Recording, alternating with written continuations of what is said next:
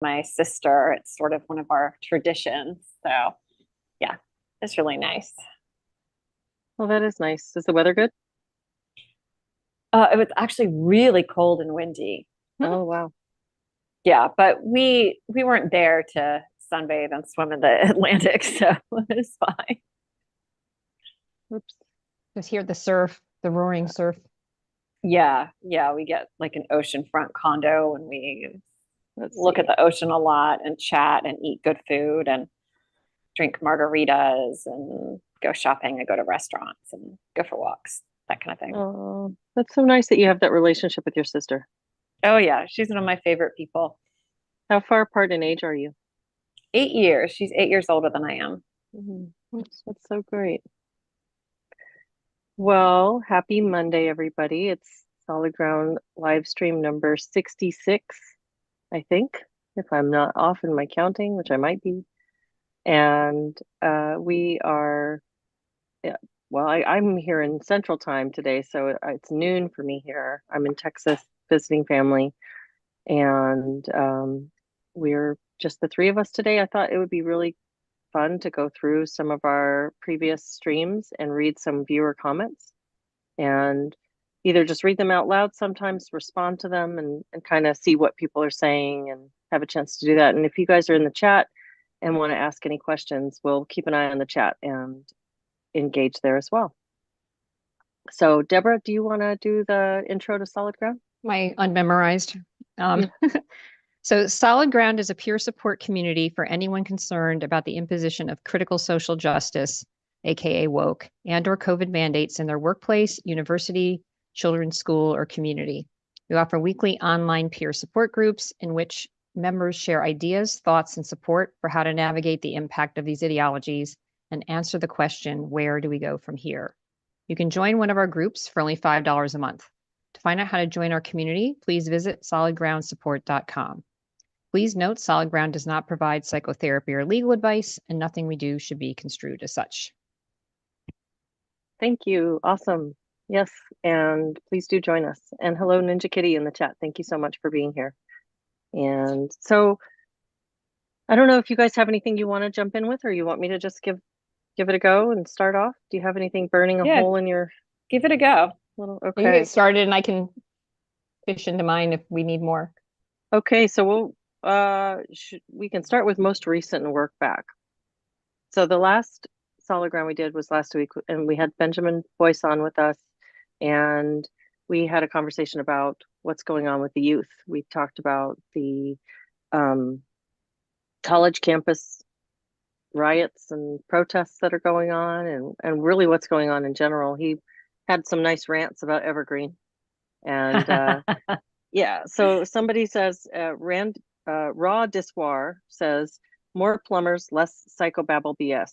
I am a blue collar worker, and through the miracle of YouTube, I guarantee you I know more about Jungian psychology than your average white collar shadow projecting infantile 4-year psych degree neurotic. The opportunity cost of a degree alone should rule it out for anyone who cares about not graduating with a mortgage of debt for this indoctrination. So there's a nice vote for autodidacticism. Lauren Toppin says, I wish people would stop saying that young people do not want to work when most young people are working just as much as the older generation for far less in return. And I thought that was an interesting comment. And it does seem, that seems like a complex issue actually, because really things like home ownership and even owning a car are out of reach for a lot of young people in a way that they wouldn't have been for young people in previous generations. Yeah. Well, and tying that to the comment about college back in the 70s, people were able to, get a waitressing job in the summer and literally work their way through school and leave with no debt. And that's unfathomable now. And so I think it's getting to the point where college is becoming something that is for the wealthy. And I think that's really, really a shame. And I mean, I'm glad I got my degree when I did, and my parents paid for my undergraduate, but I paid for my graduate degree.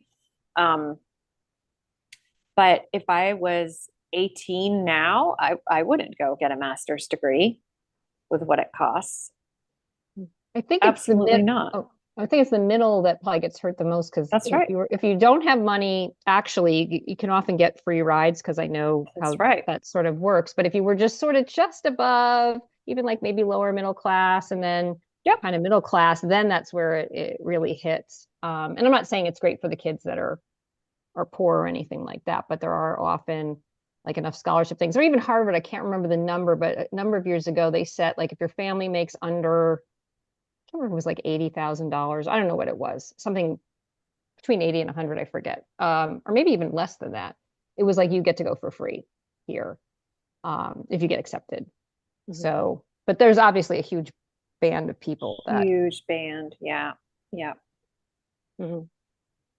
Yeah, there's actually Yeah. an article today, just the other side of this is Forbes just wrote that employers are souring on Ivy League graduates and outright saying like we don't want to hire them. You know, they still might look for the 4-year degree, but like we might look for either some of the public colleges or these other schools because we just don't want these kids with all these demands and just going to agitate.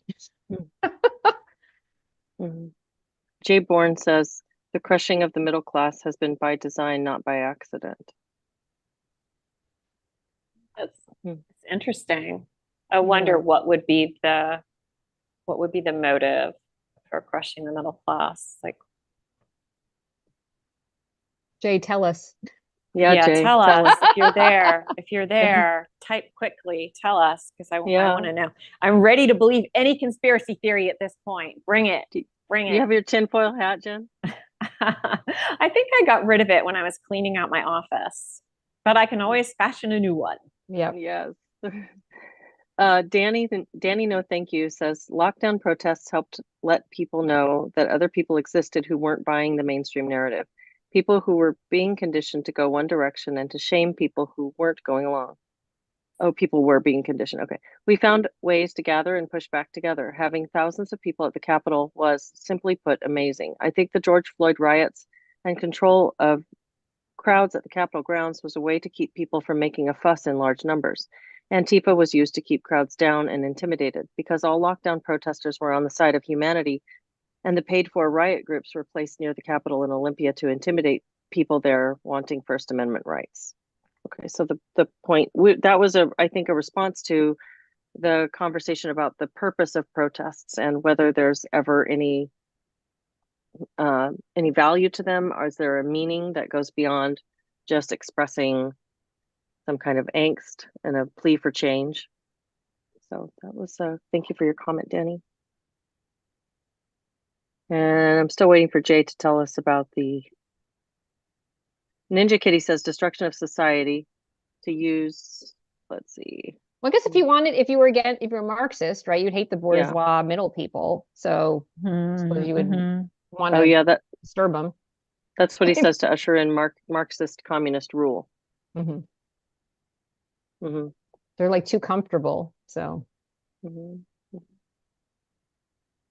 All right. So on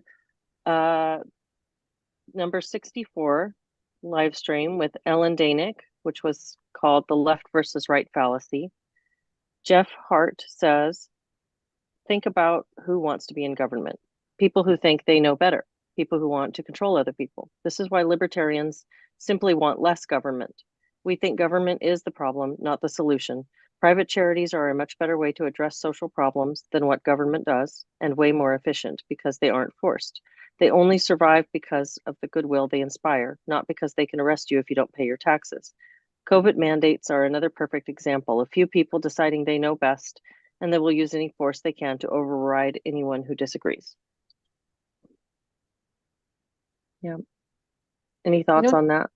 Well, the challenge today is that so many the NGO government, I don't want to call it collusion, but like there's just a lot of NGO people staffing both of these sort of bodies. There I don't know there's many NGOs that are sort of independently thinking and operating and just only out of the interests of that particular thing they're up to. So I think in days past that would have made sense, but it seems like a lot of the NGOs currently are captured, or there's a bit of a revolving door between the charitable sector and the government sector. So it's not functioning as well as it did when they were more independently operating. Yeah, and it does seem that any organization, the sort of the developmental trajectory of an organization is that it starts about some purpose that it wants to provide a product or a service or whatever that might be. And then after some time, the purpose becomes both about that original purpose, but also about keeping itself afloat. So it becomes self-interested. And as if that's something that is solidified and concretized by your government, then it's very hard to let market forces turn that over and give the space up to a new organization that might come in with fresh purpose. So it can become a dinosaur and really not be serving its original purpose very well if you're unable to vote it out with your dollar. I don't know And if I that's said been that the very case well. with a lot of, especially say in the UK, like with mermaids or a lot of the LGBT organizations that suddenly became T organizations, and then perhaps even doing things that aren't so good for LGBT people, and morphing to that extent. All right, Jay came back in and says, strong, healthy, happy middle class makes indoctrination challenging, need poor victims and elites. Interesting. I can see that. I could see the logic there too. All right, so let's read another comment. Samir Hindwal 8701 says, I am reminded of something I heard said the first party to sanity wins. There are many of us who are moderate and reasonable in our inclinations. This is in reference to the polarization of left and right. The Clue Channel says, race and gender are government programs that need to go away. In most countries, it's nationalities and sex. The more we are unified, the less power the government has over us. There is no way the flu mandates would have taken off if we were nationality and sex. So government division. Lola Marigold says, great talk. The first video I felt safe sharing with a dyed-in-wool liberal friend. Wow. I'm sure she already thinks I'm lost. I have noticed a lot of the locked-in arguments with wokeness is based on knee-jerk reactions to what they see the right doing. Another friend ranted a while back how Pence has raised the age of consent for gender care to 18. He was outraged. No actual thought put into what gender care is. It just had to be a good thing if the right were against it. A consumer of CNN and CBC, I expect no less. I bit my tongue. That's pretty interesting. That knee-jerk rejection because it's your opponent saying something. Yeah, I think there's a lot of that. And also if it's, oh, well, that was on, this news station, so therefore it's wrong, and people tend to just go for one source or just a couple of different sources, but that have the same bias. And it is a pretty effective way of siloing people. I do wonder how much that if the NPR story will break through at all, because that, with the Free Press story about the guy, lifelong liberal, sort of exposing the bias there. Like, I don't know if if that would crack a few minds open that have been NPR listeners who are maybe a little bit like this and start to see that maybe they've been in a bit of an echo chamber. I don't know.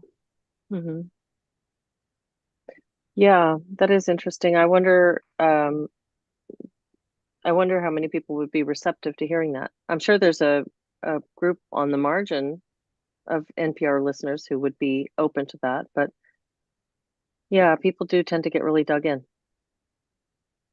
At least that's what we're seeing a lot of right now. All right, let's see. David Barbadillo says, what happened to the left looking after the worker? workers' holidays so they can pass time with kids, wages so they can pay the mortgage. Does that mean I'm on the right now? Yeah. I thought this one was a really interesting comment. So Nicholas Bader, 1958, says, "For me, Trump early on resembled a Heyoka clown spirit. In Mhm. different Native American tribes during their ceremonies, Sundance ceremony for the Lakota, and also the Pueblos of New Mexico, a figure enters the ceremony, a clown slash Heyoka.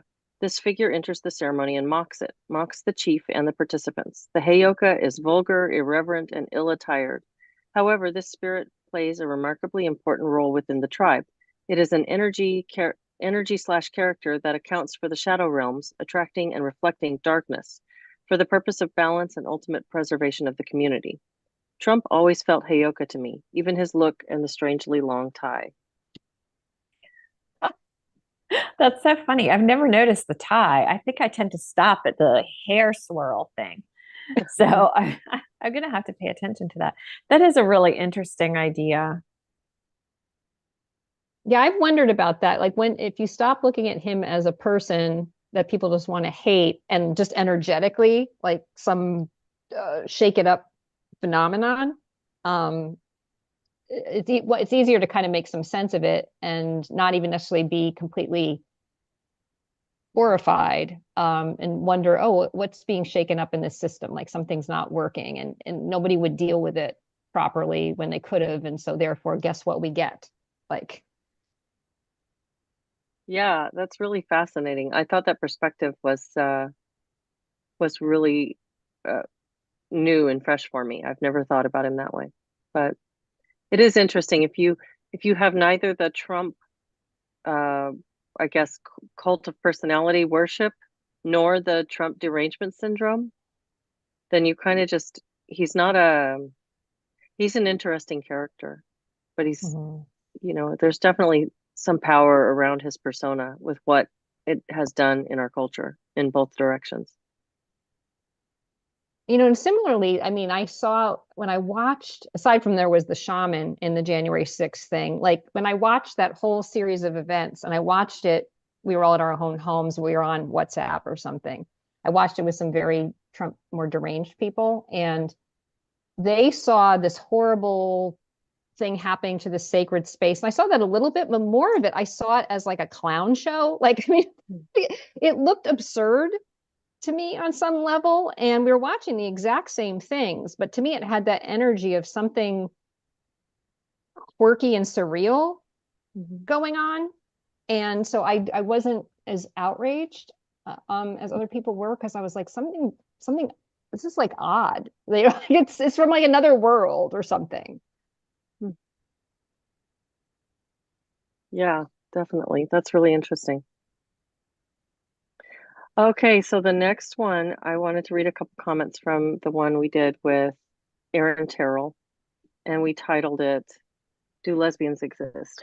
And it was really interesting the responses we got to that one because we titled it ironically since that was what Jordan Peterson said. So we were responding Right. to a comment that Jordan Peterson made.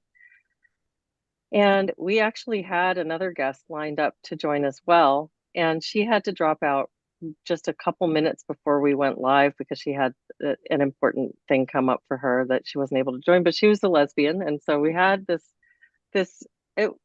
we had this very light attitude towards this because it was a funny thing that Jordan Peterson said, and here we're going to talk about this weird thing.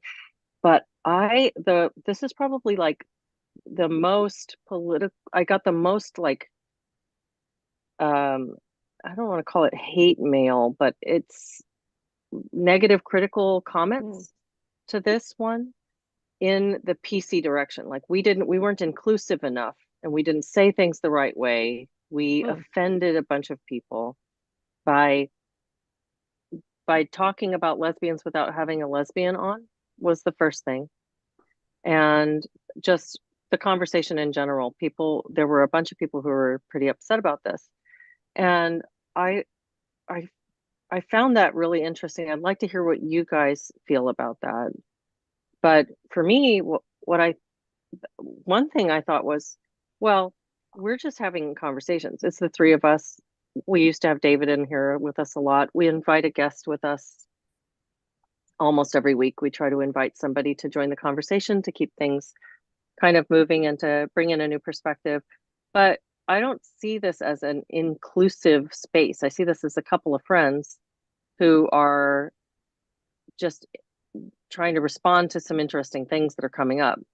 And so the idea that you would have to have a representative individual for every topic is kind of this new, that's kind of wokeism, isn't it? Yeah. It's kind of the Yeah. identity politics thing. Like, how dare you talk about lesbians without a lesbian present? And if you're going to talk about universities, you better have a representative from the university, or how far do we go with this? So this was actually, I was dismayed by the comments that were insisting that we have better representation. So I don't know what you guys thought about that. Did you read any of the comments on that? Yeah, well, and I think it's again, it goes back to an argument of positionality that only certain people in particular positions should really have opinions or certain discussions. And I don't agree with that. I always think it's valuable to get different perspectives, but I think anybody can have a discussion about anything. And hopefully that discussion is a um, discussion that's broad-minded and trying to explore the topic from different angles. But the idea that, well, you can't talk about X, if you want to talk about zebras, you've got to have a zebra in the room. It's just, I don't agree with it, and I don't think it's possible.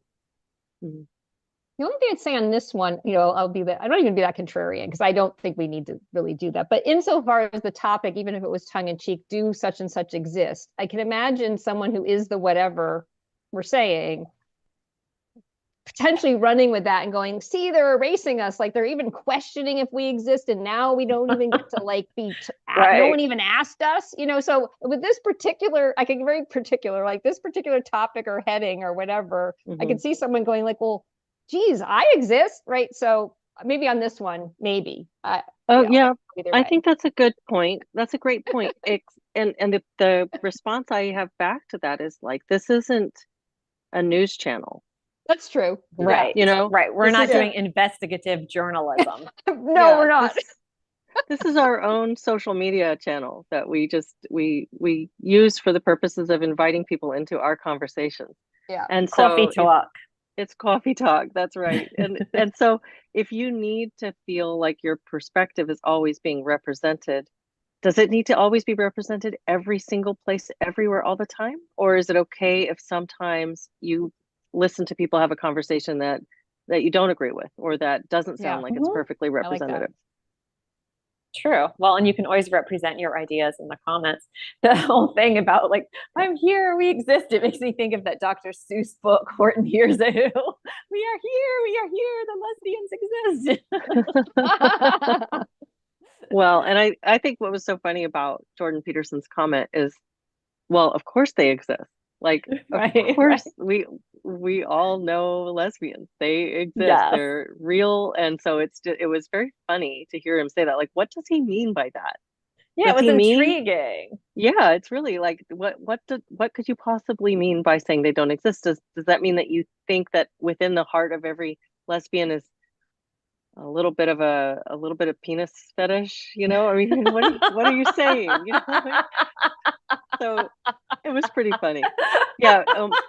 Mike Hart says, why aren't they complaining that you don't have enough males on the show? Well, they do. That's the other complaint we get frequently. They do. Why are there just women talking about this? That same conversation, actually, we got a bunch of people saying, why are these women talking about male sexuality? What do they know about male sexuality? So that's there too. But I thought I'd read a couple comments off of this one if you guys want. Oh yeah, absolutely. Be a little bit spicy.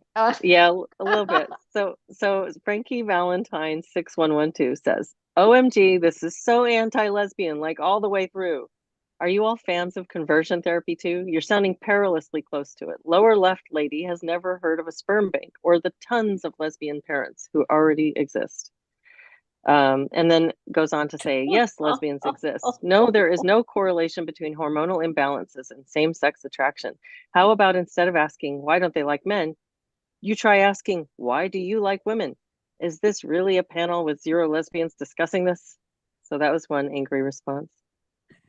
Uh, a A Monica D says, for me, people like Aaron who transitioned are hard to listen to and find credible. Born a woman, living as a man. Do they speak from their female heart that they were born with, or fake hormone-soaked male logic? Like, who am I really listening to? That's why I take everything they say with a grain of salt and proceed with caution before I believe anything. And I wanted to include this comment because I thought that there was some truth there. But I think that that truth applies to just about everybody all the time, ever, because we all have things that what is this? This reminds me of, I don't know if this was big with you guys when you were in high school, but it was so big when I was a kid to not be a poser. Like, people could sniff out that you used to dress a different way and now Mm-hmm. you dress this way. So there was this real call for authenticity, which is one of the things that I find so interesting in today's youth culture, when people are transitioning and actually talking about how they try to walk more male, they try to present more mask or whatever it is that they're doing, and they're outing their own affectation. They're owning the fact that they're affecting a persona. And that would have been like reputation killer when I was a kid, because it was so important to see, like, oh, I was always like this. It's like, I I was a punk in my crib. What are you talking about? I was born with Mm-hmm. mohawk. And um but the people who are saying, well, is Aaron credible? Should I believe Aaron because Aaron's experience seems inauthentic to me? Well, what the process of identity formation involves is changing and adopting different things. And why would anybody ever appear perfectly believable to another person?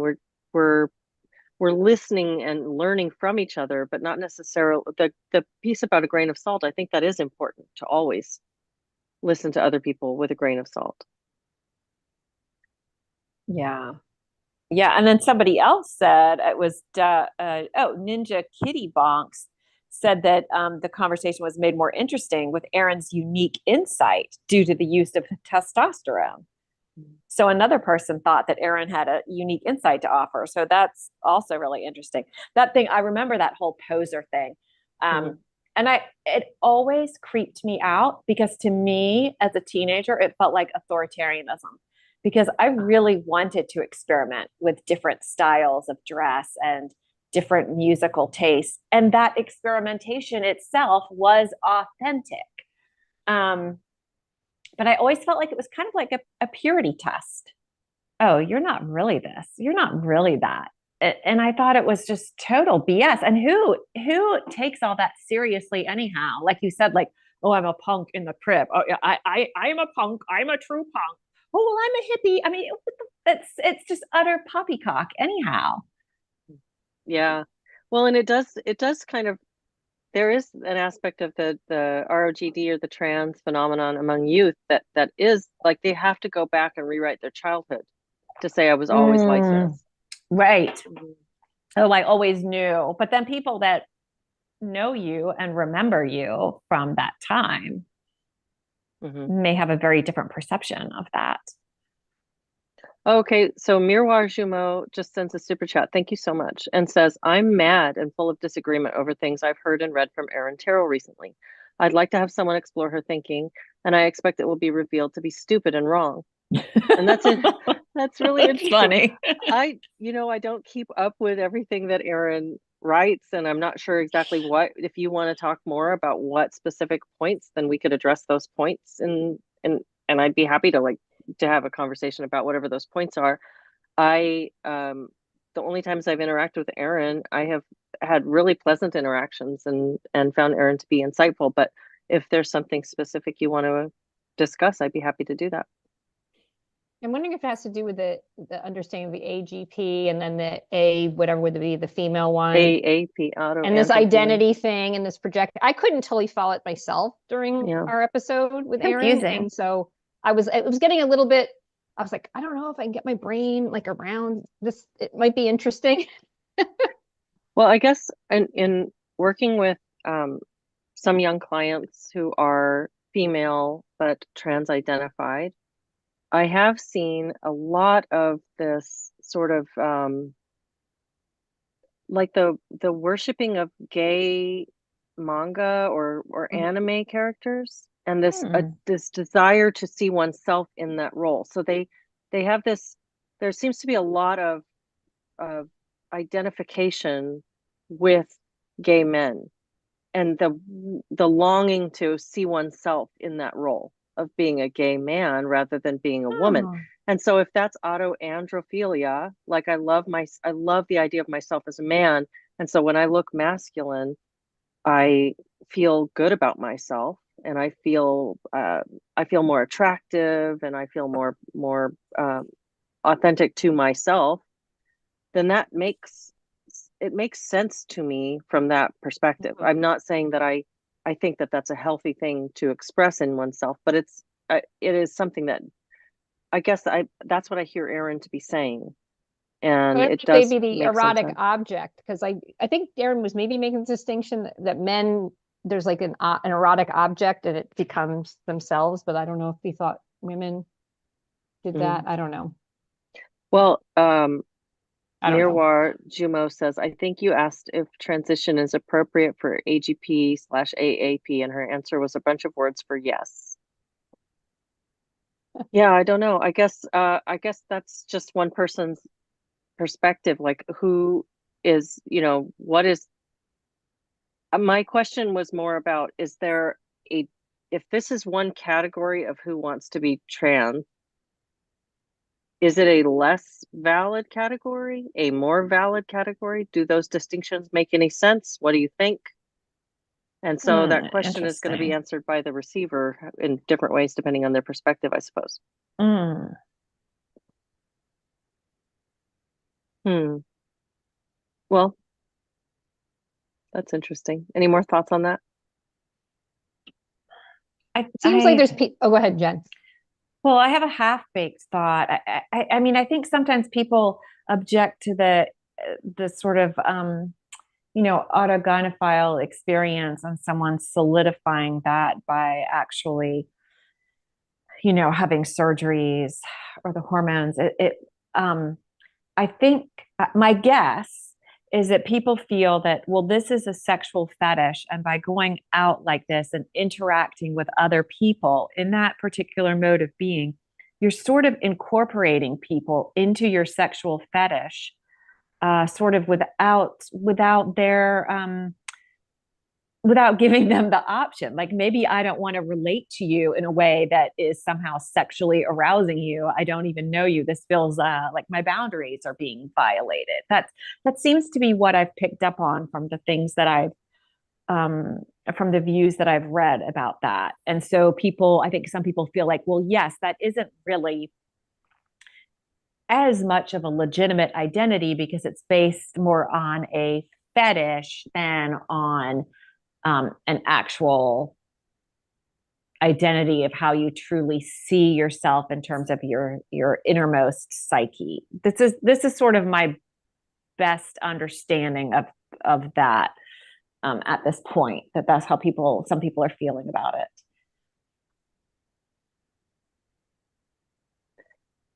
I think that's really interesting. And I think that I've heard that too, especially after Denver, when people were really, after the GenSpec conference, when people were really upset about AGP and saying that this is a fetish that's involving other people. And Hmm. it seems like a very natural analog to that stands out as very obvious to me. And it's women, there are a subset of women who are attractive and also want to amplify their attractiveness. So they dress very hot or very skimpy, wear a ton of makeup, kind of vampy. And I, I mean, and I think maybe a lot of young women in general just enjoy being really pretty and many older women as well, enjoy playing up their attractiveness and go out with the idea that getting looks from other people validates them. And I think that that's common enough and acceptable enough in society that we don't have a fit when we see somebody doing that. I mean, we might get Mm-hmm. irritated with some people who overdo it, but to see a woman who's dressed up, even without being really uh, scanty, but just being really sexy, is a common enough thing. And is she not involving people in what, if you might not want to call it a fetish, it's not necessarily a fetish, but in receiving validation for her own looks, receiving some kind of personal validation. And how is that very different? There's Mm-hmm. some sort of a Mm-hmm. sexual motive there. It might not be, Mm-hmm. I want to have sex with you, but there's a sort of sense of herself as an attractive woman that's being validated through those public interactions. Mm-hmm. Yeah, that's a fair comment. Yeah. I think this, I don't have an answer for it, but unpacking this whole fetish concept, and I mean, Deborah So I think has talked about, but like, what is that? Where do we decide something is that? Is it because it's obsessive and kind of um, one's not totally available to relating? So yeah, it kind of depends on where you think something is a fetish or isn't.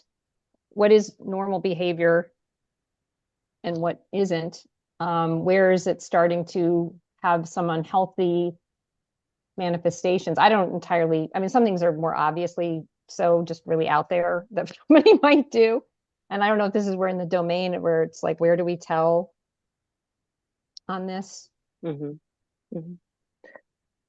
Interesting. Miroir Jumeau says again, anytime Aaron or Phil spend on trying to perfect their unified theory of autosexuality is time spent rationalizing the choice to castrate healthy boys and variously amputate and rearrange healthy girls. And I don't know.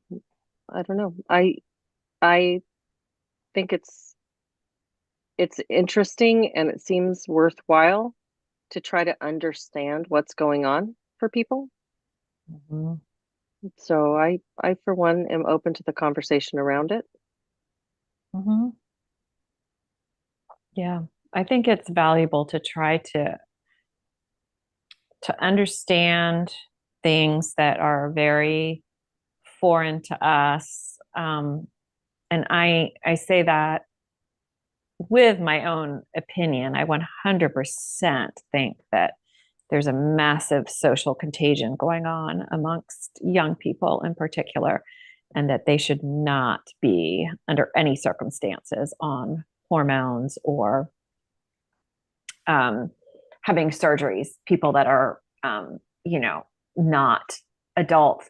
But I also don't think that these surgeries are, I'm not entirely convinced that they're good for adults and that they're ethical. I do think that this sense of being in the wrong body is a symptom of, um, a mental or emotional condition. And I think that these surgeries do terrible things to people, and the hormones do terrible things to people. So I'm against that intervention, but it doesn't mean I'm against the people who are identifying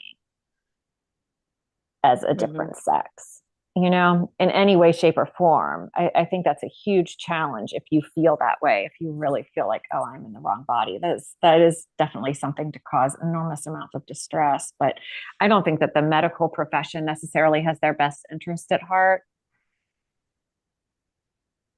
Mm-hmm. And when you read some of the experiences that people have with these surgeries, what it does to them and what the hormones do to their health long term, it just seems really, really unethical to be doing this, even to consenting adults. Well, responding to that analogy that I gave, Patty P says, being happy with your outfit is not a fetish, and damn, I look good is not problematic for most girls. And you know, I look good. that's really interesting. So I think we could go a lot of places with this. And I think that there's a lot of food for thought that would probably irritate a lot of people from all different perspectives. But I I remember being a pretty young girl and thinking that I was really cute and really enjoying and really feeling like a big glow of affirmation and validation if people were looking at me, you know?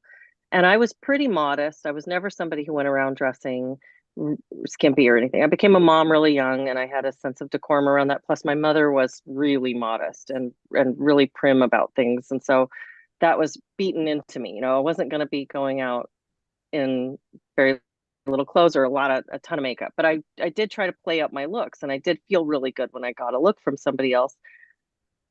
And I remember when I moved to Seattle in 2009, 2010-ish time, I started to notice girls wearing leggings as pants.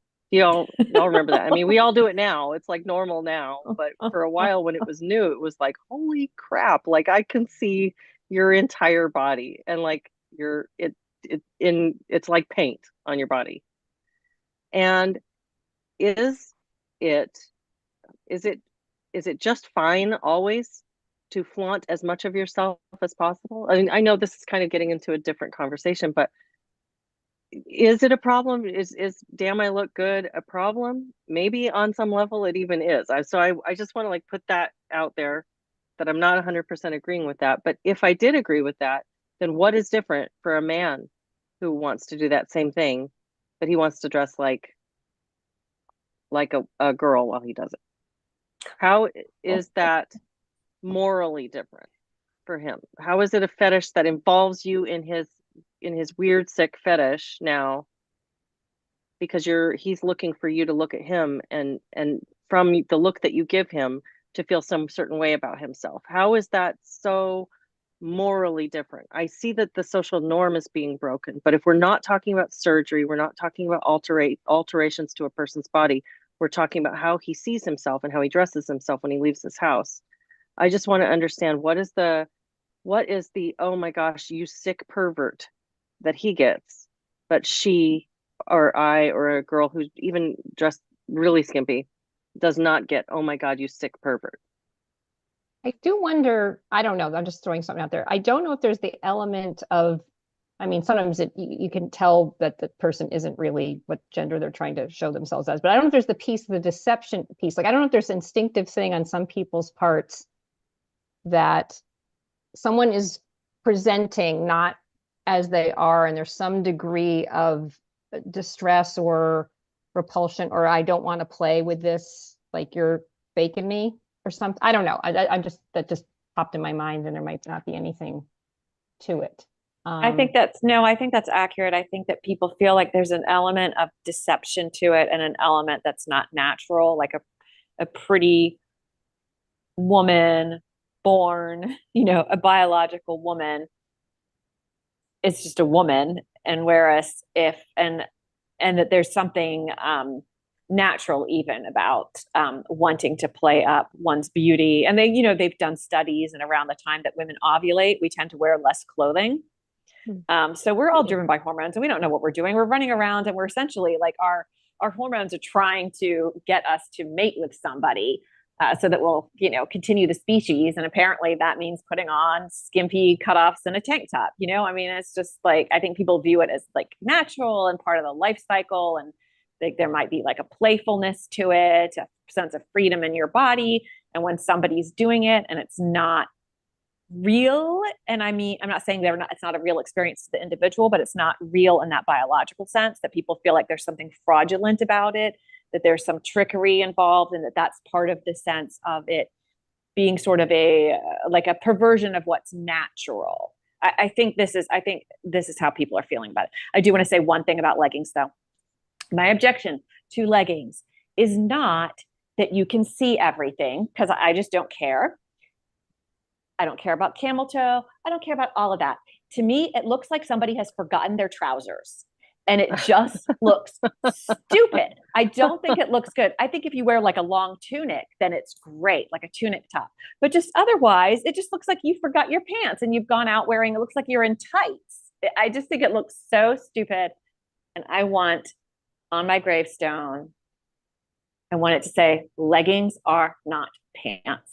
Because it drives me crazy. I'm like, everybody just looks like they walked out and just are later going to go, oops, like those dreams you have where you go to school and you take off your coat and you realize you forgot to put clothes on underneath. That's what it looks like to me. I hate that look. I want to give my gripe, and I even just saw this the other day on the streets of New York City, a young girl with shorts with butt cheeks bare, hanging out the bottom in the air of New York City. Like I'm just, who is letting their butt hang out in New York City? I'm sorry. That's gross. Yeah. And then she's going to sit somewhere. Oh, and there's gosh. body fluids, and then she's going to get up and somebody else is going to sit there. That's just, now it gets into a hygiene thing after a certain point. Okay. Blech. Yes, I think Jay Bourne had a thought on that. He says leggings for pants represent the worst and best of times. It was the best of times. It was the worst of Oh, times. and then Mirwar Jumeau says, I feel unqualified to comment on the question Leslie just posed because I have a very strong aversion to cross-dressing slash feminine affectations by men. And so I guess that ties in with what you were saying, Jennifer, and what it brings the question right back. Is it an aversion on the part of the viewer or the person contemplating this act? Or is it more of what makes it a sick, perverted fetish? If perversion just means an alteration from the norm in a way that's unhealthy, or what's the definition of perversion? I guess I could look that up but I'm thinking you could qualify it as a perversion, right? It's a different Mm-hmm. alternative that is less desirable somehow. But like Phil Illy in the dress, for instance, Phil looks like a guy. He's tall, he's very tall, he's muscular. And when I met him in person, I thought I was looking at an acrobat. That's what he looks like. He looks like an acrobat. He's very, very fit, muscular, tall, masculine looking guy that also happened to have a dress on. But he also had these like bright leg warmers and these bright armband leg warmer things on his arms, and kind of it looked like a performance outfit Yes. to me, like an athletic performance outfit. And Or he wasn't like hmm? even circus like a little bit, Yeah, or like circus the like, acrobat. yeah. Yeah. And I think he does circus arts. He I does the think he hula actually hoop does. thing. Okay. Hmm. I saw him walking on his hands, you know. And he was not doing he wasn't in the women's bathroom. And he doesn't call himself a girl, and he doesn't ask people to call him she. He's a guy. He likes to wear a dress, and people were responding to that. That's the example. It's not some we're not, you could make it a hypothetical and give it a spectrum sort of identity and talk about AGPs in all these different ways, but that is a concrete example of somebody who's saying, I think if we understand this better, we can let people just do this without needing to do medical stuff to themselves and accept this kind of thing. And that I was really interested in how it shut the conversation down. And it was just like, no, this is a gross fetishist who's involving you in his fetish. And my thought is like, if that's what he wants to look like, maybe he does get a kick out of people doing double takes at him. I don't know. He might, but I got a kick out of people doing double takes at me when I was young and cute and going around trying to get double takes. And even before that, even before it was about being cute, when I was a kid and I had purple hair and safety pins through my ears and dressed like a little punk kid, I got a kick out of people thinking that that having a problem with my appearance. It was part of the image, was to be to have people respond to you in a way that was like, you shocked them somehow. So was Yeah. that a bizarre fetish? Subway. I mean, basically, there's people in the subway, and they're just. I usually, if you tell they want attention, I try not to look at them on purpose. Like I'm not. They just want to be weird, and you're like, I'm just going to be like. But I like the fact that he's not going around insisting, I am a woman and you will call me a woman. And if you're not, you're bigoted. I think it's very intrusive when other people tell you what to think. And the fact that the institutions have all started telling us what we must think, or else they're, going to come for our jobs. But if I don't know, if an individual wants to express themselves in a particular way, that to me is much less disturbing than the insistence that something is real that I do not believe to be real, and that I must actually lie and say that I believe something is the case that is not the case. Well, it's a very good discussion. I think there's so much to talk about and explore there. Mm-hmm. This is a non sequitur, but I've seen this question come up a couple times, and I'll just throw it out there. Phileas Fogg says, "Why is meditation not recommended more by therapists?" And I don't know what y'all's thoughts are on that. I have had therapists recommend meditation to me. Oh, well, I mean, I'm a little surprised by the question because for the past few years, at least, that has been something that's been very emphasized in meditation, even at the very kind of, sort of, I mean, I worked for the county government and they had a lot of openness towards that. And I ran a mindfulness group there also in DBT and dialectical behavioral training. There is the mindfulness or meditation component. So I think a lot of therapists do work with that. I certainly do. I'm just, yeah, I'm surprised by the question. Pretty much most of the therapists I know recommend it, and many of us actually meditate with our clients. Mm-hmm. So I don't know. All right. Well, thank you for the question, Phineas or Phileas, sorry. And yeah, I hope you find a therapist who will recommend that. I don't have any experience with somebody anti-recommending and Also, a thing that the person recommending against. Yeah. might look at is there are people, I'm thinking even out of Naropa, although they might be kind of woke at this point, but people will get a contemplative based like psychotherapy certification. So if you kind of search like therapist and throw the word contemplative in there, Mm-hmm. that might find you somebody who's oriented Hmm. that way. Mm-hmm. That's good. Yeah, I had a somatic therapist who was really big on meditation and meditated with me and taught me some things that were really helpful myself several years back. So going back to comments, I guess this is the last one on the lesbian channel, the lesbian show. The Forest families, lesbian show. the lesbian show. It's a variety show. Lesbian show. Forest Families 89 says it would be nice if you interviewed someone from the Lesbian Project about this. It was an interesting What's the discussion, but I lesbian found project? some of what was being said, particularly from Aaron, to be inaccurate or illogical. I think And Kathleen is Kathleen Stock part of that? I'm trying to I think who.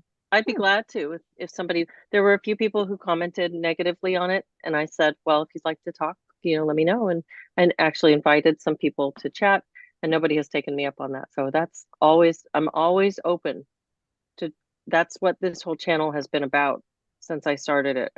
I posted a couple of videos and I started getting responses and then inviting the people who responded to have a conversation.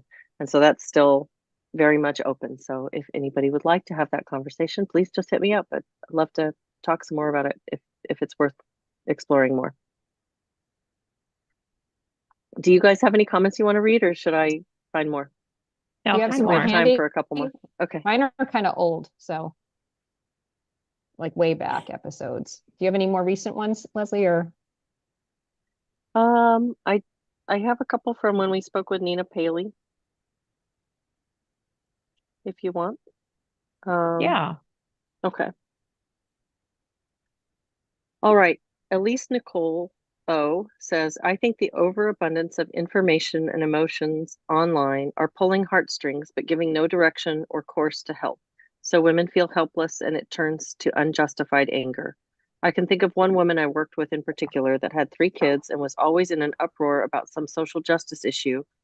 And it was exhausting to listen to all of her bitching, quite frankly. But the point that's being made about how people are being stirred up with emotion, but not given, we do seem to have a lot of that. There's a lot of, like, when you think about climate alone, or the way that the world, we're destroying the planet, and we hear this all the time, but nothing really you can do about it except be an activist. So basically go out and tell other people that it's a problem and that they're doing it wrong.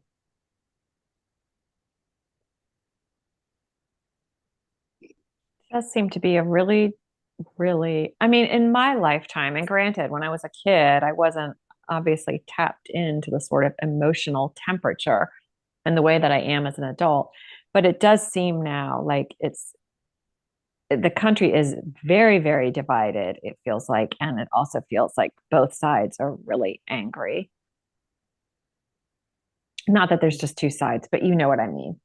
There just seems to be a lot. And there seems to be more, there's family members that aren't speaking to each other. over politics. And I just think this is really sad. And I think we shouldn't let them do this to us. Hmm. Yeah, it's hard. I mean, I have some subdivisions with family members, and I'm like trained like with Braver Angels how to have these sorts of conversations, and I'm just finding it hard to even do it, even with what I know how to try to do that. Um, so it's very, very frustrating because I'm like, I should know, I should be able to do this. And even I find it hard. I mean, there's a lot of just the amount of anger and hatred about the other side or the mistrust is like super strong. So even if I can kind of go, yeah, I see why you're saying that, um, there isn't any interest in hearing something else at all. And then I get really like, I don't let it out, but I'm sitting there just like fuming, like I'm going to explode. That's such an unpleasant feeling. Yeah. I mean, maybe sometimes if we really value the relationship, it's a family member or a dear friend, maybe we should just agree to disagree and go by the old fashioned advice of don't discuss religion and politics. I mean, That's where it's at. why do we Mm. have to have these discussions all the time with everybody? There's a time and a place, surely. Well, I think a lot of people's attention, at least the people I know, is kind of on the news and what is going on, Mhm. and that just sort of is a preoccupation. And so if you're not talking about that, sometimes it's harder for people to find other things to talk about. I mean, there used to seem to be more you could talk about that had somehow had politics mix itself into it. That's such a good point. Everything's been kind of contaminated, hasn't it? So it becomes hard. Like a totally what you would be something neutral can now be um, looked at through that lens more easily, I think. And there's some things, that's why I'm always so happy when there's some form of entertainment that just doesn't get political. I mean, it's hard to find it, but if it isn't, and you're like, oh, what's with that show? What do you think of that? Right. And you're like, oh, phew, like there's a thing we could discuss. Yes. Hmm. Yeah, it's nice to find those spots that there's neutrality. Sports used to be that too for a lot of people.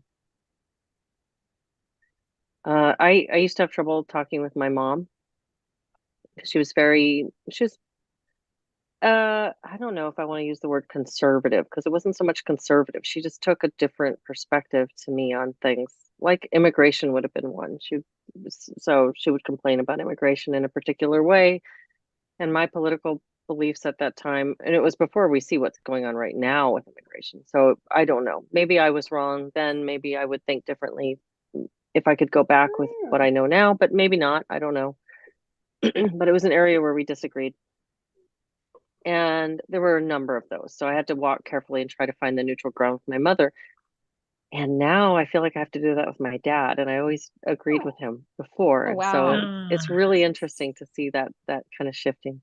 And it is hard, Deborah, to have family members where you have to agree to disagree or just stop talking about it. And a lot of times what I just have to not speak up if something is said and it's in family.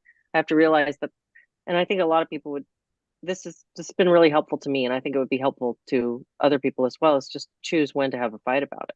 Like, is this really Yeah.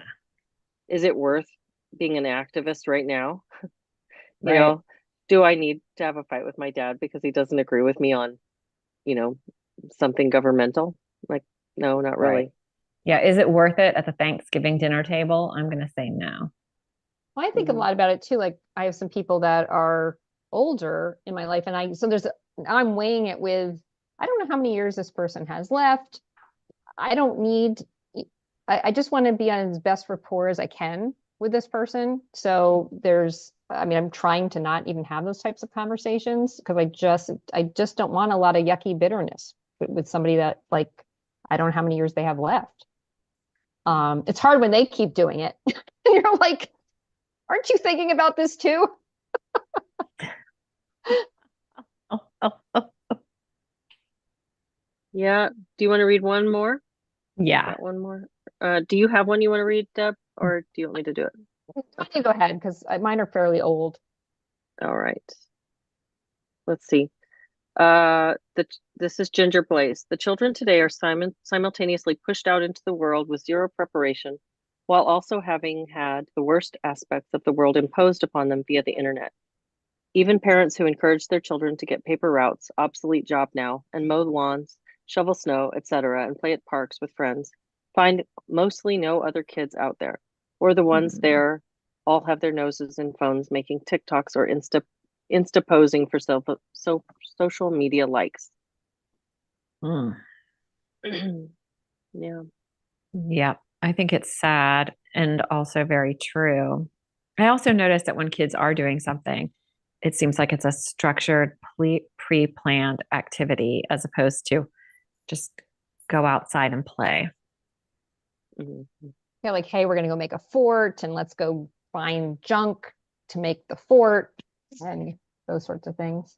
Yeah, Mm-hmm. I loved those times in my life, and I'm so glad I got to have those times. I feel sad that kids have less of that these days. Mm-hmm. Yeah, it is true. It is true. It's, you know, I've had that thought. We have a neighborhood that it's in the Pacific Northwest, and the weather is really nice most of the year. Most of the year, you can be outside playing. Mm. We play in the rain, we play in the snow. It's not so brutal that you can't. It's not so hot that you have to be inside. It's just pretty decent. And there are parks all over this neighborhood, and they're empty every time we drive by them. Sometimes you'll see Mm. a young couple or a young mom with her baby out, but the parks are in our neighborhood are almost always completely devoid of people. And I've thought about sending, this is the thing, like if I send my kids to go play at the park, they're the only kids out. And they're the only kids riding their bikes on the road. They're the only ones out there. So yeah, Gosh, it that's is so very strange. odd. I'll Yeah. say with a more positive note, I wish I could remember the details on this, but I just even saw today I don't know if it was a group of parents, if they've organized, or if it was a petition or what it was, but 75,000 parents in the UK somehow saying we are not going to let our kids have smartphones or we're going to take them away or something. Oh, And great. I don't know how these 75 got counted or if they organized or how, but somehow there'd been that many people who said we're going to take the phones away or we're not going to let them have them. So that seemed like a good sign, even though I don't have all the deep facts around it. That's fantastic. I love that. I love that. I have a homeschool. I'm in a homeschool group with a bunch of other parents who are really conscientious and wonderful parents, and really great kids. My kids have really great friends. And even in my small group, it's surprising how many are allowed tablets and computer time and stuff.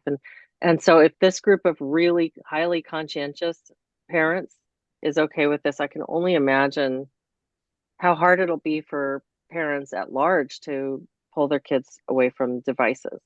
Mm. And, you know, I Oh my don't know if gosh. hopefully I love that Jonathan Haidt is out there talking about this, and hopefully it'll make ripples.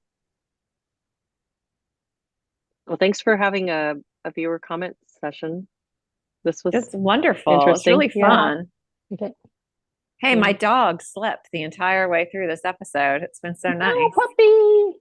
Yeah, That's amazing. Henry slept on me. He's all sleepy and Oh my goofy. Yeah. gosh. He's been out He's so cold the whole big. time. Look He how big is. he is. He's huge. Yeah. Oh, he's a big Oh, bruiser. oh my gosh.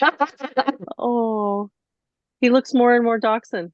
Yeah, he's bigger Yeah, than he's getting his Elliot now. length. Mm-hmm. Yeah. He's beautiful. What a Oh, pretty coat. thank you. Thank you. Well, thank you guys, and thanks for everybody who joined us in the chat. Please always leave comments if you have feedback, and we'll try to make sure that we read them. If we don't read them out loud, we'll at least read them and respond in the comment section if we're able to. And I hope you all have a wonderful week. Awesome.